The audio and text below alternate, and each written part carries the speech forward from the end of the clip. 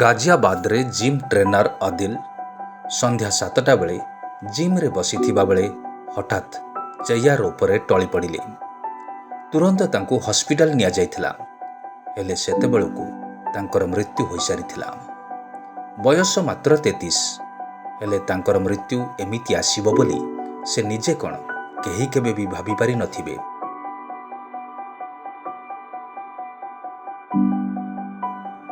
ସମାନ ଧରଣର ଏକ ଘଟଣା ଗୁଜରାଟର ଆନନ୍ଦରେ ଦୁଃଖର ଧକ୍କା ଦେଇଥିଲା। 21 ବର୍ଷୀୟ ବୀରେନ୍ଦ୍ର ସିଂ ରମେଶ ଭାଇ ଗର୍ବା ନାଚିବା ବେଳେ ହଠାତ୍ ଟଳି ପଡ଼ିଲେ। ଆଉ ମାତ୍ର କିଛି ମିନିଟ୍ ଭିତରେ ତାଙ୍କର ମୃତ୍ୟୁ ହେଲା। ସେମିତି ଗୁଜରାଟ ଦାହୋଡ଼ରେ ଆଉ ଏକ ଘଟଣା ଘଟିଥିଲା। ଗର୍ବା ନାଚିବା ବେଳେ 51 ବର୍ଷୀୟ ରମେଶ ବଞ୍ଜାରାଙ୍କର ମୃତ୍ୟୁ ହେଲା।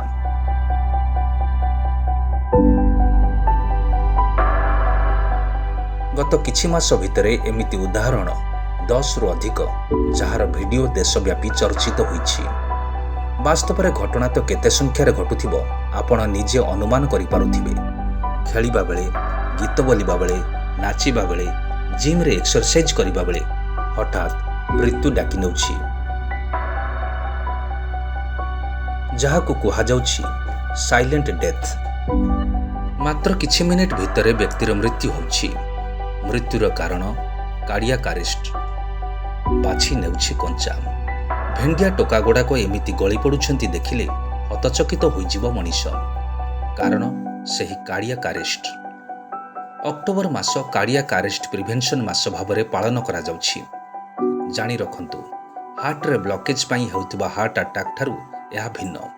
ତେଣୁ ହାର୍ଟ ଆଟାକ୍ ଓ କାର୍ଡ଼ିଆକ୍ ଆରେଷ୍ଟ ଦୁଇଟି ଭିନ୍ନ ଭିନ୍ନ କଥା।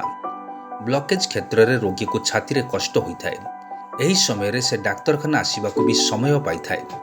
ହେଲେ ସଡନ୍ କାର୍ଡ଼ିଆକ୍ ଆରେଷ୍ଟ ହେଲେ ବ୍ୟକ୍ତି ମାତ୍ର କିଛି ମିନିଟ୍ରେ ପ୍ରାଣ ହରାଉଛି। ହୃତ୍ପିଣ୍ଡର ସ୍ପନ୍ଦନରେ ଅନିୟମିତତା ହେଲେ ରକ୍ତ ମସ୍ତିଷ୍କରେ ପହଞ୍ଚି ପାରେ ନା। ତେଣୁ ତୁରନ୍ତ ବ୍ୟକ୍ତି ସେଠାରେ ପ୍ରାଣ ହରାଏ। ଏମିତି କିଛି ବିଶେଷଜ୍ଞ କୁହନ୍ତି। ଏହାର ଡାକ୍ତରୀ ପାଠ ଆହୁରି ଅଧିକ ହୋଇଥାଇପାରେ। ଏବେ ଦେଖନ୍ତୁ ଆଉ ଏକ ଘଟଣା ଆନ୍ଧ୍ରପ୍ରଦେଶର। ହଠାତ୍ ରାସ୍ତାରେ ଜଣେ ବ୍ୟକ୍ତିଙ୍କୁ କାର୍ଡ଼ିଆକ୍ ଆରେଷ୍ଟ ହେଲା।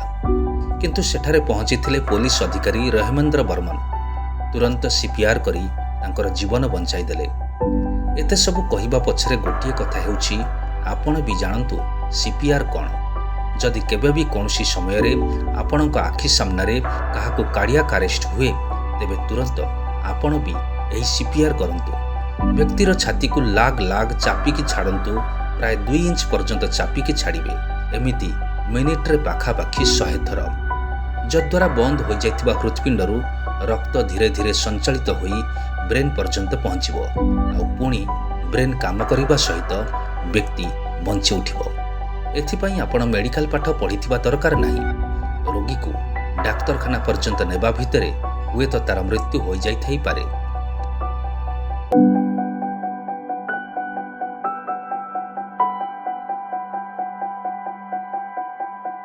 ତେଣୁ ତୁରନ୍ତ ସିପିଆର୍ କରି ଆପଣ ଜୀବନ ବଞ୍ଚାଇ ପାରିବେ ଏବଂ କାହାକୁ ଜୀବନ ଦାନ କରିପାରିବେ।